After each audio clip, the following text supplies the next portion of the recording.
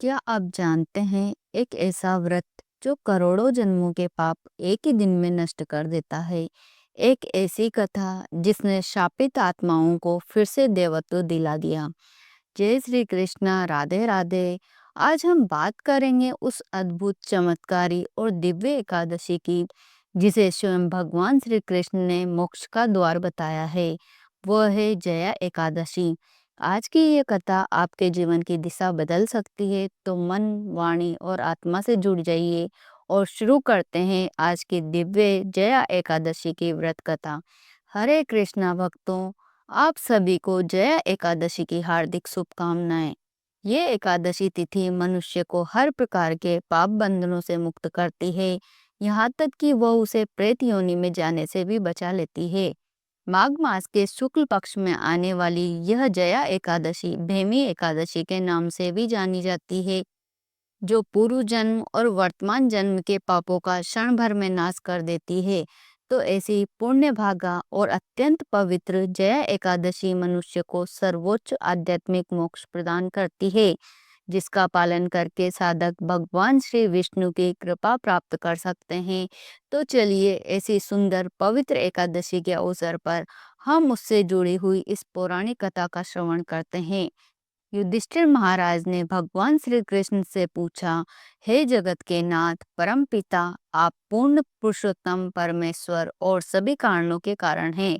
आपने मुझ पर कृपा करके षटतिला एकादशी के विषय में बताया है। हे दीनानाथ, अब कृपा करके मुझे माघ मास के शुक्ल पक्ष में आने वाली एकादशी के विषय में विस्तार पूर्वक बताइए।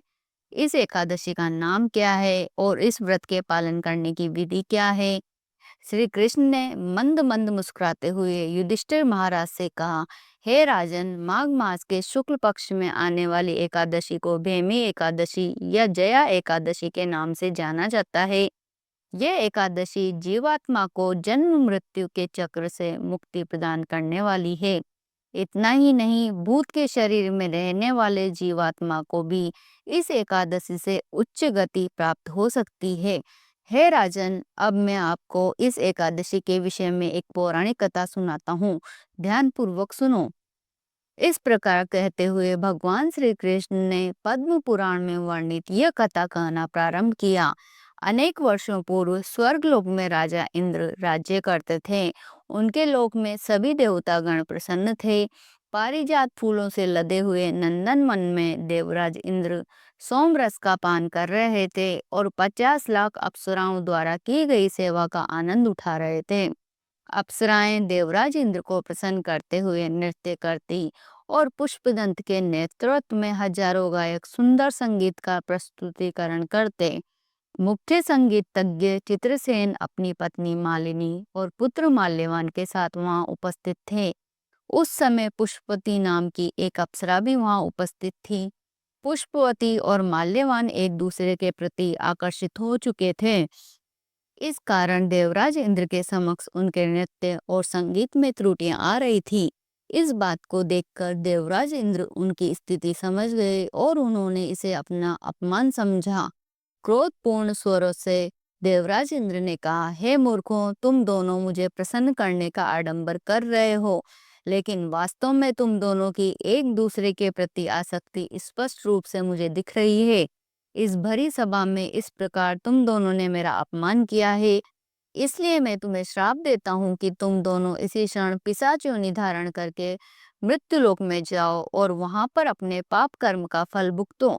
इंद्रदेव के ये कठोर वचन सुनकर माल्यवान और पुष्पवती अत्यंत लज्जित हो गए और उसी क्षण वे दोनों सुंदर नंदनवन से पिशाच शरीर प्राप्त करके पृथ्वीलोक में हिमालय के शिखरों पर आ पहुंचे। वहां जाते ही उनकी स्वाद, स्पर्श, गंध और तमाम संवेदनाएं लुप्त हो गई। उस स्थान पर चारों ओर बर्फ जमी हुई थी। यहाँ न तो खाने के लिए कुछ था और न ही पीने के लिए पानी। ठंड के कारण उनके दांतों में कंपन हो रहा था और इस प्रकार वे अपने दिन व्यतीत करने लगे। एक दिन माल्यवान ने अपनी पत्नी से कहा, ना जाने हमने कौन से पाप कर्म किए होंगे जो हमें पिशाच का ये शरीर प्राप्त हुआ। इस प्रकार शोक करते हुए वे उस ठंड में एक गुफा के अंदर बैठे रहे। उस दिन ना तो उन्होंने कुछ खाया और ना पिया। शीत लहरों के कारण उन्हें रात्रि में नींद भी नहीं आई और वे संपूर्ण रात्रि के दौरान जागते रहे। सौभाग्य से वह दिन भैमी एकादशी का था। उस दिन उन्होंने कुछ भी खाए पिए बिना जो उपवास किया और रात्रि के समय में जागरण करने के कारण दूसरे दिन प्रातःकाल होते ही उनके जीवन में एक दिव्य परिवर्तन आ गया। उन्होंने पिशाच का शरीर त्याग करके देवताओं के अपने शरीर को पुनः धारण किया।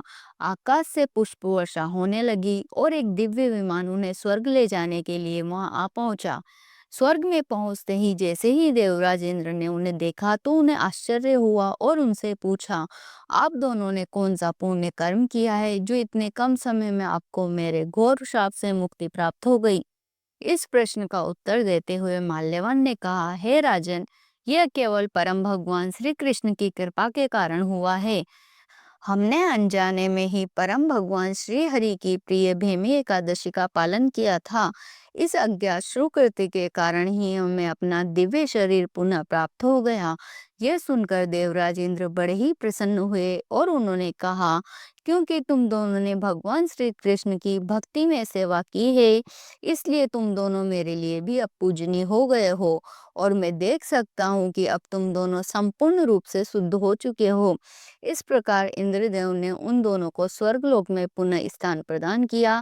इस कथा का समापन करते हुए भगवान श्री कृष्ण ने कहा कि हे युधिष्ठिर महाराज, इसलिए प्रत्येक मनुष्य को इस परम कल्याणकारी भैमी एकादशी, जया एकादशी का निष्ठा और श्रद्धा पूर्वक पालन करना चाहिए। इस दिन किया गया उपवास जीवात्मा को वैकुंठ की प्राप्ति कराता है और जो व्यक्ति जया एकादशी की इस कथा का श्रवण या पठन करता है उसे अग्निष्टोम यज्ञ का फल प्राप्त होता है। तो चलिए देखते हैं इसका पालन कैसे करें। सबसे पहले एकादशी के एक दिन पहले यानी कि दशमी के दिन संध्या के बाद अन्न या भोजन ग्रहण न करें। दूसरे दिन प्रातः ब्रह्म मुहूर्त में उठ जाएं और स्नान आदि नित्य कर्मों से निवृत्त होकर भगवान श्री कृष्ण की मंगला आरती करें। यह आरती आप अपने घर पर या फिर नजदीक के मंदिर में कर सकते हैं। इसके बाद तुलसी देवी को जल अर्पण करें, उनकी 3 बार प्रदक्षिणा करें और उन्हें प्रणाम करते हुए उनके मंत्र का उच्चारण करें। उसके बाद तुलसी देवी के समक्ष आसन पर बैठकर हरे कृष्ण महामंत्र का अधिक से अधिक मात्रा में जाप करें। हरे कृष्ण कृष्ण कृष्ण हरे हरे, हरे राम राम राम हरे हरे।